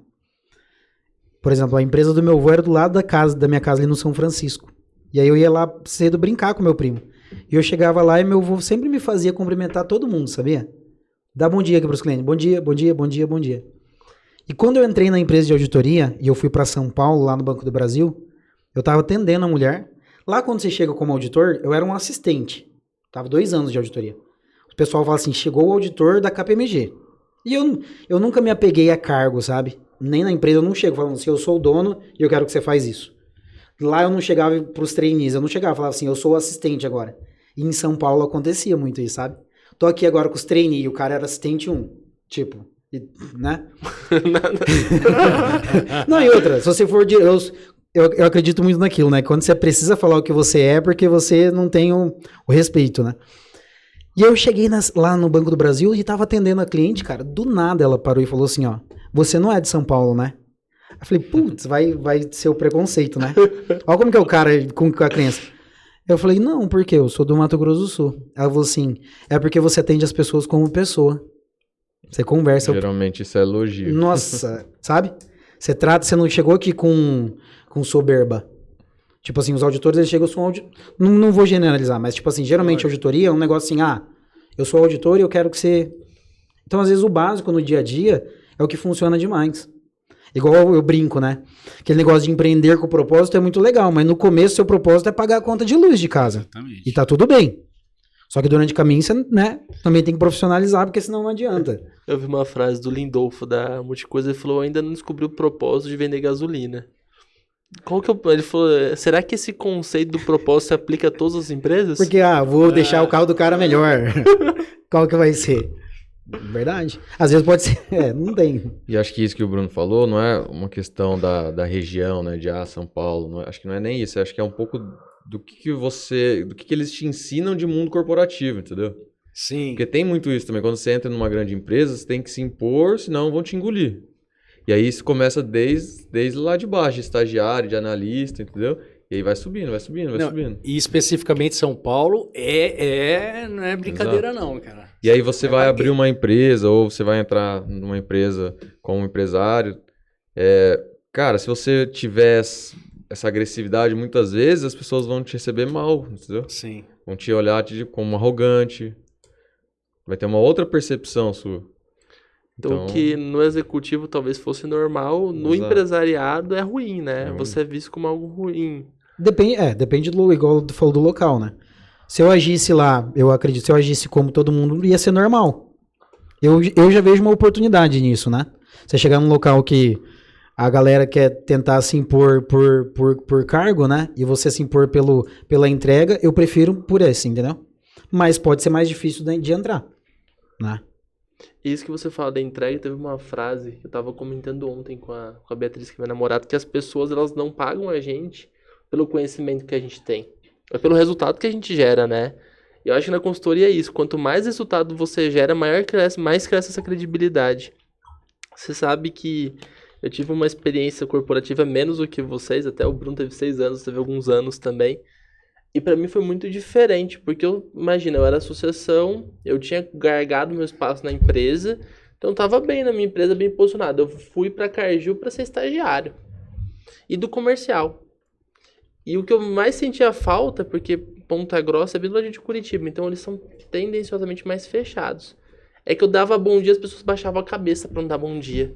Eu falava, gente, que mundo que eu tô? Barbaridade. Sabe, eu lá me senti um bobo alegre, tá dando bom dia, beijou, as pessoas baixavam a cabeça e falavam, cara, alguma coisa eu fiz. E daí eu descobri uma rixa antiga, que é o do financeiro com o comercial. Eu era do comercial. Eu quero falar. Eu entrei no comercial e o que eles mais falavam era sobre a nossa liberdade. Eles achavam ruim que o comercial tem liberdade, eles não tinham. Tem uma teoria que eu não sei se... Você é da área de administração, você também, poxa. Que a empresa que o comercial se dá muito bem com o financeiro é porque é o início do fim. Eu não sei se isso procede ou não. Na empresa que eu trabalhei sempre foi assim, né? Dizem que o financeiro, sempre todo mundo olha o financeiro assim, né? E o comercial é como chama? O sonhador, né? O comercial é o cara que capta, né? Que quer, que solta. Quer fazer o negócio rodar. A qualquer custo, e geralmente o financeiro é o que segura, né? É o que não dá crédito, é o que fala que tá gastando muito, é o controlador ali. Mas eu acho que, cara, é 2 lados da mesma moeda, né? Lógico. Se não tiver um, o outro não tem como existir. E hoje vocês separam como isso na empresa? Você tem, assim, alguém da família que é o financeiro e alguém que é o comercial? Sim, ou é um profissional que vocês contrataram? O meu pai, ele como diretor-geral, ele sempre tomou conta da empresa como um todo, né? Mas a minha mãe, ela sempre foi mais voltada para essa questão do financeiro. E aí, desde que eu entrei na empresa, eu fiz quase um programa de trainee dentro da empresa, que eu falo, né? Que eu fui fazendo uma semana em cada setor da empresa durante os 3 primeiros meses, para conhecer toda a empresa, todos os processos, todas as pessoas, né, que é uma coisa muito importante. E aí, a partir disso, por também ter já essa experiência no mercado financeiro, ter facilidade e tal, eu fui indo mais para a parte financeira. Então, hoje a gente está mais ou menos estruturado que eu sou da parte administrativa e financeira, né? Então, cuido todo financeiro, contas a pagar, contas a receber, a parte de marketing, TI, toda a parte fiscal, relacionamento com o escritório de advocacia, né? Então, toda essa parte administrativa e financeira. E aí o meu pai, ele fica mais com a parte comercial e operação. Então, hoje é você quem diz não. Sim. Operação. É mais ou menos isso. Ele pede para soltar e eu não, segura. Compras. Também compras, seu pai fica com compras. A parte de compras, logística, comercial, né? Que é venda. Mas aí eu vou uma camada mais profunda dessa briga. Eu concordo com você que, no geral, quando a gente não tem, pode estar indo para esse lado do quebrar. Mas eu tô com um cliente atualmente agora de consultoria, que quando eu entro num trabalho de consultoria, eu vejo todas as camadas, lógico, né? Comercial, principalmente comercial e compras. E eu fui conversar com o cara do comercial, o cara falou exatamente isso. Cara, ele falou assim, o pessoal do financeiro acha que a gente é vagabundo. Não faz nada, que fica viajando e gastando dinheiro da empresa. Só que eu já tinha conversado com o pessoal do financeiro. Sabe o que eles tinham falado? Bruno, eles fazem uma prestação de conta tudo cagada aqui, desculpa a coisa, né? Não fala direito, entendeu o que é e tudo mais. Sabe o que eu pego e faço? Eu falo assim, você já falou pra eles Só para eles colocarem essa vírgula a mais? Não, nunca falei. Eu falei, como que vocês querem então que ele, né? E aí a gente coloca os dois com permissão do gestor, né? Para conversar e falar, a gente pode alinhar desse jeito e desse jeito, certo? E aí os caras falam, nossa. Aí na hora que um ajuda o outro, o cara fala assim, pô, obrigado, viu, por ajudar. Mesmo que continue a briga lá do você tá gastando mais ou menos, continua isso. Um ponto agora que eu ficava preocupado, e eu vi isso na empresa do meu pai, é que o vendedor, ele se importa com o faturamento. Então, se você fez um preço, precificou errado, o Bruno fez uma precificação errada e jogou abaixo do mercado e está empatando, tendo prejuízo, e o vendedor está vendendo, ele vai falar, nossa, estou arregaçando. Sim. Agora, o maior ponto que o empresário tem que ver por cima é o que eu falo, é a sua margem de lucro do produto, sim, do prato, Tem o cara da pizza que fala assim, nossa, estou vendendo minha pizza R$50, vou dar um desconto de 15. Nossa, vende 100 a mais, só que talvez ele não teve o mesmo lucro. Então, só o adendo nisso do vendas e do financeiro, olhando do lado, eu sempre... Nunca eu chego num cliente e ele fala assim, eu faturei tanto. Eu falo, não tô nem aí. Quero saber o lucro do produto, a margem de lucro, quantos que foi? Aí o cara fala, não, mas eu nunca fiz isso, entendeu? Então, essa é a preocupação. Do gestor se preocupar com isso. Agora, tá tudo certo. A margem tá ajustada e tá tendo essa troca, aí eu falo que é sadio, entendeu? Exatamente. Agora, uma coisa que é uma temática que dificilmente você escuta falar, né, dizer. Vocês não, dentro das empresas, vocês têm muito mais facilidade de escuta. Comunicação organizacional nas empresas, né, cara? É impressionante como, se você não tem um cronograma, um planejamento de comunicação organizacional, nós estamos falando de seres humanos, né? Onde que existem egos, vaidades e TPMs e né, às vezes você também está com um problema... Dias ruins. Reações, né? Como que as empresas têm uma dificuldade com essa temática de comunicação organizacional? Acha que é muito... Não é importante. Às vezes um próprio cronograma, entendeu? Em relação aos departamentos se comunicarem, fazerem isso, tudo é de extrema necessidade.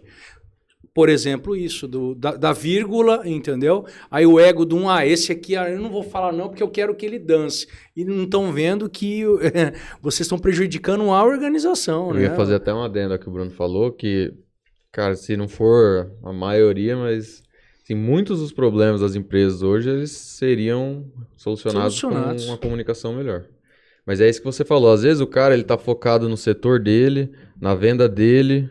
O time dele é aquele, né? Na atividade dele, entendeu? Ele não tá tendo a visão do todo. Então, cabe sim ao gestor, né? E aí seja o gerente, o dono da empresa, enfim, promover essa comunicação, sim, cara. Porque senão a coisa não anda. E aí é cada um remando para um lado e o barco parado. Exatamente. E eu vou chutar ainda. Eu não sei se lá tem o gerente comercial abaixo do seu pai, né? E vamos supor que tem o gerente financeiro abaixo do Bruno. Se os dois forem conversar, pode dar atrito também, porque ele vai falar assim, mas você tá puxando pro comercial. E às vezes vai ter que talvez vir o Bruno ou o pai dele pra fazer esse intermédio, porque ele vai falar, eu não tô do lado nenhum, eu tô de todos, entendeu? Então ainda esse é o risco. Você sabe, Bruno, que uma das grandes frases, e até tô envolvido com negociação, já formando no curso lá na escola, e o método de Harvard ficou conhecido no mundo inteiro como o método que mudou do como chegar ao sim. E o primeiro ponto que ela fala é separe as pessoas do problema. Que às vezes o problema é a situação que está sendo debatida é outra, a substância já foi esquecida, sim, já está no relacionamento. Não, mas é porque você viaja muito. O problema não é nem esse, né? O financeiro é porque você sai muito, o comercial fala, mas você fica o dia inteiro sem fazer nada. Então você começa a ver que o problema já sumiu. E por que acontece? Lá eles trazem muito que é percepção, comunicação e emoção. Então a percepção é diferente. Eu acho que esse é um ponto que... Por isso que precisa talvez ali do intermédio, de um agente ali, o Bruno, o seu Amadeu, para fazer esse intermédio, porque senão a percepção é diferente. O financeiro tá lá fazendo trabalho no escritório cansativo pra caramba, mexendo com o número, o comercial tá saindo. O financeiro fez, o cara não faz nada, tá lá o dia inteiro ouvindo musiquinha no carro, eu tô aqui me lascando. O comercial, a percepção dele é outra, ele tá o dia inteiro correndo, suando, sai do carro, pega calor, pega frio, pega cliente chato, ouve não, ouve sim. E o cara tá lá no escritório de boa, na boa, fazendo um trabalhinho de boa, 8 horas vai embora, o comercial. Então você vê a percepção como muda, né? E por isso que dá esse conflito. Isso, o Bruno ele deve vivenciar isso na prática também, mas que nem lá na nossa empresa, por exemplo, o time de liderança, né, que a gente chama, que são os gestores, a maioria deles, eles se tornaram gestores por muito tempo de casa, entendeu? Não necessariamente porque o cara é muito bom em comunicação ou muito bom em gestão. Entendeu? Então, assim, às vezes o cara, ele é um gestor por ter a confiança, por fazer o trabalho dele bem feito, não tem nenhum demérito nisso, né? Mas não é, às vezes, pelos requisitos técnicos, entendeu? Então, mesmo o cara tendo um cargo ali de liderança, de gestão, às vezes ele não consegue promover, entendeu?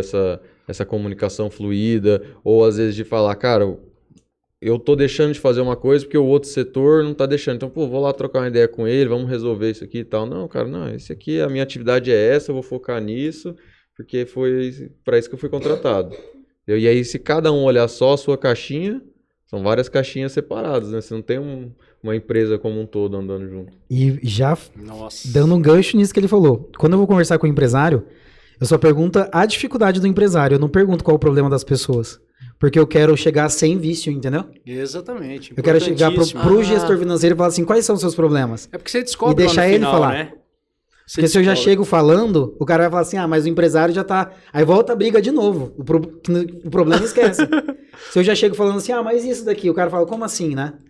Então, às vezes, o empresário só me fala de dificuldade e aí eu vou averiguar. Às vezes você fala, eu ouvi tal coisa, o cara já sabe até quem te falou. Vai com toda certeza. Com toda certeza. Falou isso, tem certeza. Com toda certeza. Então, a gente vai averiguar sem vício. Eu falo pro cara, eu não quero saber. Eu quero tentar... Ele falou, beleza, eu também, né? E o cara até gosta disso, porque ele fala assim, eu quero ver o que o Bruno vai, sabe? Então, é muito isso. Comunicação, e não só no profissional, no relacionamento. É um dos maiores problemas, eu falo. Um dos maiores. Porque no relacionamento também tem esse negócio do fugir o problema, né? E quando a gente vai cobrar também, é com pessoas. Quando a gente vai cobrar e fala assim, às vezes, mas e você que semana passada não tirou o lixo? Mas não tem nada a ver, né, com o momento agora. Não tem nada a ver. E isso acontece com pessoas. E aí quando começa a fugir demais isso, tanto no pessoal quanto no profissional, aí perde o caminho e às vezes quem perde é a empresa, né? O Bruno Solano... Você iniciou algum tempo fazendo algumas temáticas, assim, algum material no digital, não começou? Iniciou? Sim, que aí é o projeto Empresa na Prática que eu nem tinha falado ainda, né? Como que surgiu o projeto Empresa na Prática? Eu gosto muito de dar... E você se comunica muito bem. Eu gosto muito de dar treinamentos. Aprendi isso daí na empresa onde eu entrei, foi muito... Aí floresceu isso em mim. Então, assim, formar pessoas. Eu chego em clientes, quando a gente chega em clientes para formar financeiro, o cara geralmente não é financeiro. É muito difícil hoje a gente achar um cara que entende de financeiro. Eu até brinco, né? Se eu soubesse, eu ia ganhar muito dinheiro com isso. Porque os clientes falam assim, cara, Bruno, você sabe alguém que é bom em gestor financeiro? A maioria que a gente passa, o cara é um assistente financeiro. Mesmo que ele ganhe, às vezes, um salário, entendeu? Qual que é a virada de chave para... Qual que é a execução diferente do assistente? Por exemplo. É que o gestor, quando o gestor financeiro, ele tem que tomar decisões estratégicas. Estratégicas. Isso, eu vou pegar dinheiro emprestado, com qual juros? Vou negociar com qual banco? Isso o assistente não consegue? Uma coisa é execução, outra coisa é você traçar uma estratégia, né? O assistente consegue, mas é muito difícil você achar um cara operacional com essa visão e deixar na mão dele. O assistente ele vai ser bom em baixar o boleto, em fazer uma conciliação bancária. Agora, tomar estratégia. Vamos comprar estoque, em vez de comprar parcelado, vamos comprar à vista. Isso daí é muito, muito raro de ver. Mas tá. Eu descobri essa visão de treinamento na empresa. E aí eu falei assim, cara, me dou muito bem treinando. Eu trouxe essa cultura pro meu escritório, né? Eu contrato gente do zero para formar. Legal. As empresas de auditoria, elas contratam 1.000 trainees, geralmente, por ano, para fazer a base da empresa e vai subindo, entendeu? Tá. Eu não tenho essa quantidade de pessoas, mas eu venho do zero e treinando. E deu muito certo. Hoje no meu escritório eu já tenho formadores. E aí eu comecei pro treinamento. Fiz uma parceria com o Sebrae, a gente fez uma época, uma linha de treinamento e gostei do digital. Comecei a estudar essa parte de lançamento. E eu abro até um adendo, uma coisa engraçada. Eu comecei a estudar tanto que a sogra de um compadre meu, ela é até famosa no meio dela. Ela chama Vera Diniz, de bolos. Eu gosto do bolo dela. Ela chegou pra mim e falou assim, Bruno, você não quer lançar o meu curso, né? E eu entrei nessa empreitada, lancei. E aí eu montei uma empresa na prática, que é uma escola de empresários. A intenção é fazer uma escola de empresários com essa pegada, de dar uma visão pro empresário, né? E por que o nome escola... Digital? Não. Ela é digital online para atingir mais pessoas, mas a intenção é sempre ter mentorias ao vivo pra gente identificar o problema e não deixar o cara à deriva. Veio esse projeto para isso, porque eu gosto muito do treinamento, entendeu? De comunicar. Nas consultorias, o que eu percebi também? Todo mundo tem a mesma dificuldade dos empresários, geralmente. Mesmo que seja de ramos diferentes, o financeiro é latente, estratégia é latente, metas claras é latente. O cara tem... A maioria que entra tá sem direção, sabe? Eu não sei para onde começar, Bruno, porque só vive apagando incêndio, sabe? O cara atropelou, ele não consegue parar e pensar na estratégia. Então, o nome Empresa na Prática, eu até coloquei isso daí porque a gente sempre traz conceitos aplicados na prática. Não é para ser um negócio do livro. Então, é conceitos que eu já apliquei no meu negócio ou de clientes. Então, esse que veio o conceito. Não é para ser um curso que você vai sentar lá, um treinamento, que você vai sentar e vai seguir uma regrinha que você tem que viver de propósito, que tem que ser lindo. Não. É no dia a dia mesmo. É para trazer o problema do dia a dia, sabe? E foi disso que nasceu. Eu percebi que em todas as empresas a maior dificuldade era essa. Meta e dados. Saber isso daí, conhecer o cliente, organizar essa situação. E aí surgiu o projeto Empresa na Prática. Desde 2020, mais ou menos, eu vim idealizando ele. Eu já dava treinamentos como Solano mesmo, com a minha empresa Solano Consultoria, e hoje ele está se tornando mais uma realidade. Hoje a gente está começando... Legal, a gente começou com o podcast Empresa na Prática, eu dei uma parada também, né? Mas a intenção é essa. Tem que retomar, cara. O projeto Empresa na Prática, o podcast, é trazer empresários que são empresários na prática também, entendeu? Trazer o cara para falar como foi a situação dele no início e depois tocar. Então essa é o nosso... E vou te falar, prepara um módulo, né, para você entrar no digital sobre comunicação organizacional, porque assim, eu vejo muito material, né, em relação para empreendedorismo, enfim, sempre podcast ou não. Comunicação organizacional está numa gavetinha lá no fundo. E eu acho que é um tema muito importante. Tá anotado, sabe? Já, inclusive, eu vou evidenciar mais. Estou falando, eu acho muito, muito interessante esse tema. Eu acho que é fundamental, né? É fundamental para você montar um equilíbrio, tentar, né, criar o equilíbrio, né, organizacional dentro da empresa. Sim, muito legal. Importantíssimo. E é importante essa questão da comunicação, porque até você vê, tinha uma amiga que ela era fazendeira. E ela trabalhava com o pessoal do dia a dia da lida. E ela falava uma coisa. O que o cara entendeu era uma coisa totalmente diferente. Então ela começou a fazer o seguinte. Ela falava, tá, o que você vai fazer mesmo? Só me confirma o que eu falei. E daí ela percebia esse gap do que ela havia falado porque ele tinha entendido. Agora você coloca isso para uma empresa como a do Bruno, que é um monte de pessoas. Nossa. E você coloca que geralmente as pessoas não sabem se expressar. Eu acho que a gente... todo mundo aqui tem relacionamentos, a gente aprende no relacionamento a começar a se expressar, né? Sim. E você imagina quantas pessoas não sabem se expressar, como isso está acontecendo, quantos gerentes. E assim, tem situações de empresas grandes, que eu não posso falar porque algumas coisas que me contaram por fora, que gerentes não se conversam. Não se conversam. Eu já vivenciei isso, já. Existe, viu? Não existe. É lenda, não é lenda. Não é lenda, né? É difícil. O ego. E essa questão da comunicação, cara, é no dia a dia. Você tem que reforçar isso todo dia, tem que fazer parte da cultura da empresa. Porque como o Cláudio falou, fazer um curso e tal, a gente fez diversos treinamentos lá na nossa empresa sobre comunicação, fez um para liderança, fez um com o time inteiro. A gente tenta reforçar isso o tempo inteiro e mesmo assim tem problema, cara. Então, assim, é algo que tem que estar enraizado na cultura da empresa e tem que ser algo inegociável. Não, peraí. Vi um negócio errado aqui, vou lá e comento na hora. Vamos ajustar.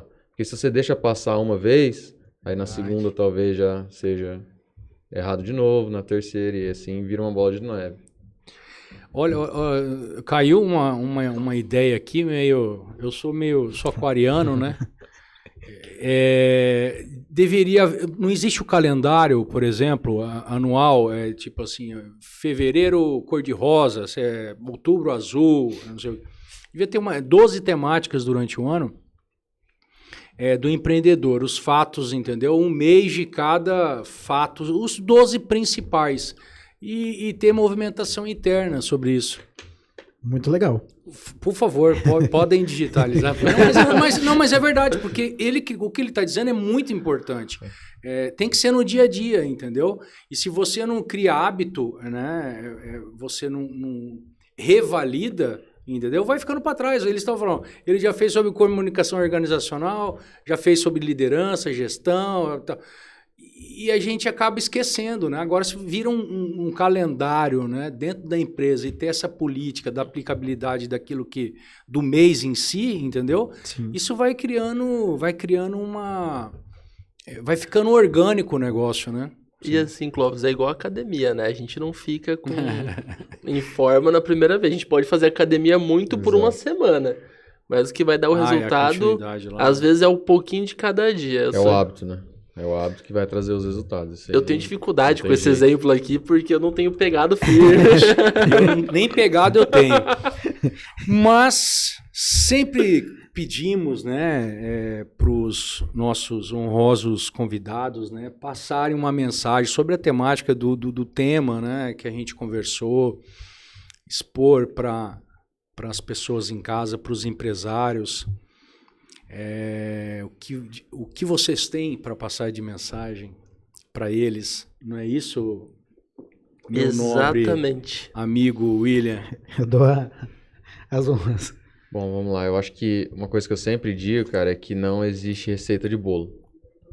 Dependente do que você vai fazer. Se você vai abrir uma empresa, se você vai ser empresário, se você vai ser sucessor. O que serve para um, às vezes não serve para o outro. O que deu muito certo para um, às vezes vai dar muito errado para outro.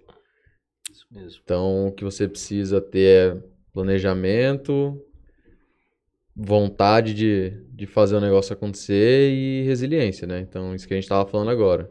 É muito do hábito, de você estar ali todo dia fazendo, repetindo, validando, vendo que está dando errado, mudando e sem parar, cara. Então, assim, não existe receita de bolo. Eu acho que compartilhar experiências é muito válido. Eu acho que agrega muito. Tanto você ouvir quanto você compartilhar, né? Isso que o Bruno falou dos treinamentos é muito importante, porque às vezes um dos melhores jeitos de aprender é ensinando, né? Então, toda vez que você está ensinando alguma coisa, com certeza você está aprendendo outra, tá? Mas de qualquer maneira, não tem só um jeito de fazer as coisas ou uma fórmula mágica, tá? Então, é na tentativa e erro, é acertando e errando e consertando durante o caminho, cara. Eu acho que a mensagem que eu passo é essa. Legal demais. Quer falar alguma coisa para ele? Porque eu tenho para falar para ele. Pode começar, então. Primeiro, meus parabéns, que um dia desse eu estava conversando com um grande amigo meu, um grande empresário, amigo do Renato Paniagua, presidente. Algumas empresas, né, familiares, os filhos vão para fora, não querem dar continuidade no negócio e estão dispersando aí pelo mundo. Meus parabéns pelo histórico, né, que você construiu, por esse alicerce bem fundado, né? E você retomar e entrar de corpo e alma no Grupo Zornimate e encabeçando aí, tomara que são mais 40, 50 e grandes gerações. Meus parabéns, Bruno, de verdade. Uma vez eu ouvi que o herdeiro é aquele que ele tem o direito, né, da sucessão. O sucessor é aquele que vem para melhorar, mas não para mostrar que é melhor, mas sim para honrar o legado, né? Então, eu uso isso muito na minha jornada. Meu objetivo dentro da Zornimate hoje é honrar o que foi feito nos últimos 40, fazendo com que os próximos 40 seja ainda melhor. E te honrando. Sim. E te honrando, nunca esquecendo de você, que é muito importante. Porque vai chegar momentos dentro da estrutura que você vai ter que falar assim, olha, vamos ter que ir por aqui. E de repente não vai ter essa união toda. Mas o importante é você sempre tratar com verdade, né? Tratar com verdade e com competência. Com certeza você tem. Obrigado. Você sabe, Clóvis, que eu me apaixono por essa frase, que tem uma empresa de Portugal que está com mais de 200 anos, é uma vinícola. E eu acho legal essa questão do honrar, que eles falam o seguinte, eu estou pegando a empresa para cuidar dela por enquanto, para entregar melhor do que eu peguei. Então essa visão de continuidade é algo que o mercado hoje não prega. O pessoal tá pregando a empresa só para ser vendido. O mercado de startup quer vender, quer ganhar dinheiro e tchau. A startup é feita para vender, para acabar. Né? E quando a gente vê negócio que a ideia é construir esse legado, eu acho muito bonito. E eu queria aproveitar, elogiar o Bruno pela essa decisão, porque, para quem não sabe, decidir suceder não é uma decisão fácil. Ainda mais o Bruno, que tinha um currículo como ele tem, a oportunidade de empreender em outras áreas, e tomar essa decisão não é uma decisão fácil. Eu falo que é talvez a decisão mais difícil do sucessor, porque ele tem conhecimento e awareness para fazer outra coisa para ele. E ser sucessor não é fácil. Então eu queria parabenizar o Bruno e também queria deixar uma mensagem para você de casa. Saiba que se você tem alguém sucedendo em você, saiba que essa pessoa vai errar, porque você também já errou. E eu, como sucessor, também já errei muitas vezes. Como empresário, só dos meus negócios, eu errei. Meus pais também erraram quando ele sucedeu. E acontece, mas igual o Bruno falou, experimentação e erro. A gente melhora, a gente constrói. E trazer esse ponto que a sucessão não é o caminho mais fácil, por mais que as pessoas pensem ali de fora, não é o caminho mais fácil. Porque pensem que o sucessor, ele é um cara que para chegar nessa empresa, para honrar o legado, o cara se capacitou pra caramba. Ele poderia fazer qualquer outra coisa muito bem. E ele decidiu continuar honrando o legado. Eu acho que esse é um ponto muito importante. Eu agradeço, William. Gostaria de deixar também o meu muito obrigado para você e para o Bruno Solano aqui também, que nós, dentro do CJE, né, do Conselho de Jovens Empresários, acho que essa troca de experiência que a gente tem colabora muito, cara, no nosso dia a dia.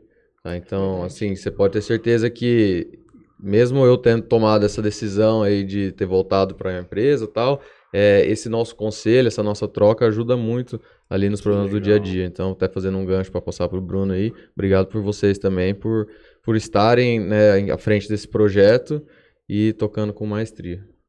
E agora é com sua companhia, né? O Bruno tem estado com a gente há muitos anos já no CJE, e o que faz o Conselho de Jovens Empresários, essa força dentro da associação, são as pessoas que compõem. Eu falo que o Conselho de Jovens Empresários, ele é o que é, porque a gente conseguiu pessoas incríveis que formam ele, sabe? Eu estou como coordenador por um tempinho, mas o que é forte são as pessoas que participam, o que faz ele ser o que ele é, a gente aprende muito junto. E ia fazer um convite você de casa que quer conhecer o Conselho de Jovens Empresários, é lá. Lá você vai encontrar empresários que estão passando por dores, crescendo, passando por desafios, e você pode compartilhar e aprender junto com a gente. Então fica o convite para vocês conhecerem o CJE da Associação Comercial, que é um projeto muito bonito. E Bruno, fica à vontade de deixar sua mensagem. Depois de tudo que vocês falaram, né, concordo com tudo. O meu recado vai pela dor que eu sinto. Apesar de a gente ter um conhecimento na área de gestão, de contabilidade, eu sou empresário e tenho dificuldade de gestão como qualquer outro empresário. Então, a dica que eu vou dar pro pessoal é o que eu fiz. Que eu vou roubar até a sua palavra, William, que você fala no início do CJE. Que é para atingir a nossa maior dor do empresário, que é a solidão. Eu não tenho com quem conversar. Eu não tenho outro sócio para conversar. Então, o que eu fiz foi procurar outras pessoas que estão vivendo a mesma coisa, que foi no CJE que eu encontrei. Entendeu? Então, assim, se você participar do CJE, quem está assistindo, e não gostar, procure outros grupos de empresário para você poder debater com pessoas que vivem o seu negócio. Porque é muito mais fácil a gente discutir com quem já tem a vivência do que com quem não. Então, assim, a minha sugestão é essa. Treinamento é muito importante. A gente sempre tem que cada vez melhorar mais. E outra, às vezes você que está assistindo, a gente começou pelo técnico, como geralmente a gente começa. Então, assim, desenvolver as áreas que se você já amadureceu em uma, começar a desenvolver as outras, comunicação, parte financeira e assim por diante. Mas, principalmente, eu acho que um recurso mais barato hoje é você procurar grupo de outros empresários para se ajudar, para poder discutir, para ver que não está sozinho. Porque por muito tempo eu falei assim, cara, será que compensa realmente continuar nessa jornada? Será que eu estou sofrendo demais? É muita dor, é muita dificuldade, entendeu? Então essa é a minha dica, né, que eu dou. Procure outras pessoas que estejam no mesmo meio que você, né, do empresário. Porque eu falo, a profissão empresária é igual para todos, só a técnica que é diferente. Entendeu? Então, eu ser contador, beleza, precisa de um conhecimento técnico. Mas empresário é igual para todos que entram nesse ramo. Tá bom? Então, essa é a minha colaboração do dia. E muito obrigado pelo convite novamente. Foi muito legal, acho que foi muito proveitoso. Igual o Bruno falou, o nosso CJI lá é fantástico. O William é fantástico, todos são fantásticos. Lá eu não vejo esse negócio do ego, então é muita troca. Igual eu falei pra você, Cláudio, antes de começar, com o Léo, que já foi entrevistado. A gente já teve indicação, apesar de ser contador, ele tem um escritório e eu também, então assim, totalmente deixar de lado esse ego, a gente troca figurinha lá. Então pra você ver, eu encontrei um contador pra trocar figurinha de contabilidade, mas tem outros empresários pra gente falar de gestão, então assim, muito legal mesmo essa troca que a gente vem acontecendo. E se não fosse eu entrar lá no CJI e procurar ajuda, talvez hoje não estaria aqui também, né? Trocando essa ideia. Então, tudo tem um porquê, né? A gente, na nossa jornada. Eu acredito muito nisso. Muito obrigado. Você sabe, Bruno, que o que você falou que... Nós que agradecemos. Ser empresário é difícil. O presidente Renato Paniagua da Associação Comercial, ele sempre fala, você encontra um empresário, vai no mercado, vai lá e fala pro cara que ele é fera, porque é difícil. E é igual você falou, se a gente não tem esse grupo de suporte empresarial, e é necessário, é muito necessário, porque a gente aprende junto. E às vezes eu ouvi uma frase do Rogério quando ele veio aqui, não sei se foi lá no CJI ou se foi aqui no podcast. Às vezes uma coisa que você fala lá muda o negócio. Sim. Às vezes é uma ideia pequenininha. É um insight que já faz total diferença, cara. É bem assim mesmo as nossas reuniões lá. E é isso, eu acho que essa construção de grupo, vocês participando, a gente estando lá juntos, é o que faz isso ser tão forte. E eu queria agradecer muito vocês pela presença aqui hoje. A gente sabe como que a agenda do empresário é um desafio, mas compartilhar um pouco disso, compartilhar a importância da pessoa entender de gestão. Queria ressaltar uma frase que o Bruno falou, que é mais pesado do que... É mais... Administrar o peso do martelo é mais fácil do que do peso da caneta. Né? E esse é um ponto que as pessoas não veem.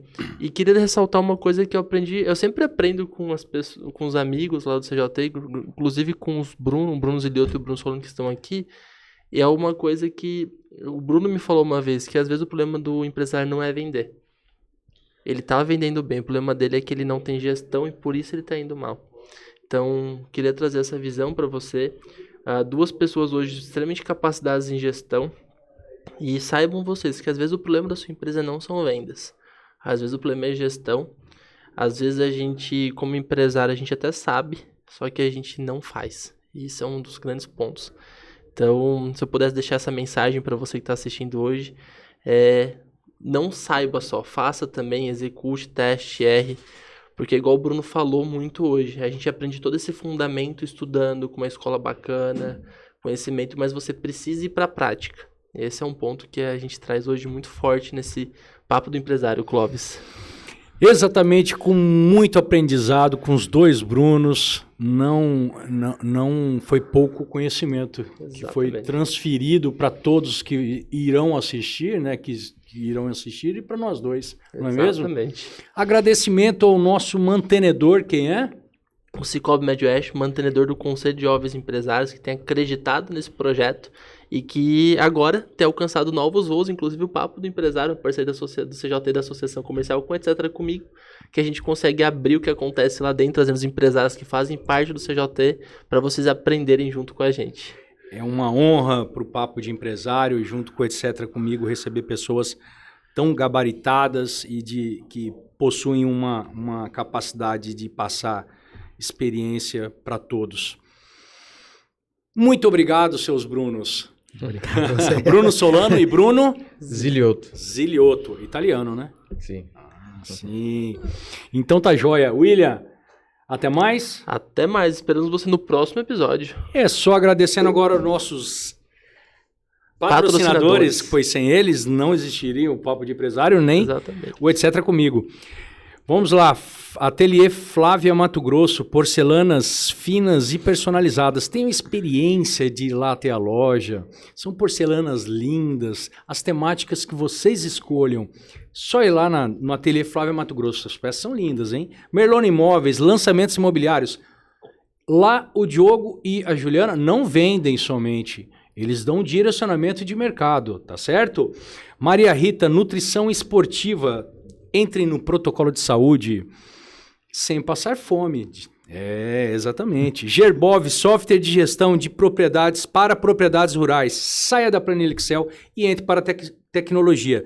Pix News, portal de notícias e painéis distribuídos em pontos estratégicos de toda Campo Grande. E Pistache, o melhor empório de Campo Grande, com 2 lojas, uma na Avenida Hiroshima e outra na Sebastião e Lima. Gente, na próxima tem mais. Um grande abraço. Grande abraço. Até logo.